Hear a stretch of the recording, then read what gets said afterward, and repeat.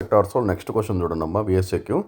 If -3i + 4j + λk μi + 8j + 6k are collinear vectors then find lambda and mu.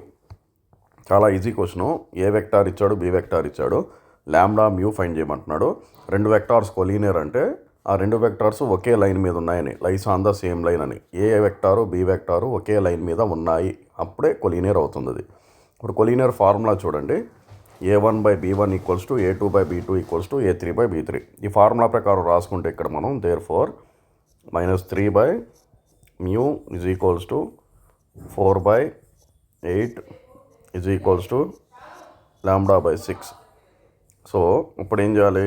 That implies చూడండి ఇక్కడ 4 1s are 4 2s are cancel అవుతుంది. ఇది 1/2 అవుతుంది. దీన్ని వీళ్ళిద్దరిని equal చేసుకున్నాను. So that implies μ = 2 × -3 = -6. సేమ్ ఇలాగే λ/6 = 1/2కి ఈక్వల్ చేసుకున్నాను నేను. So that implies λ = 6/2, 3 times cancel అవుతుంది. So that implies therefore λ = 3, μ = -6. అర్థమైంది కదమ్మా? చాలా ఈజీ క్వశ్చన్. జాగ్రత్తగా ప్రాక్టీస్ చేయండి.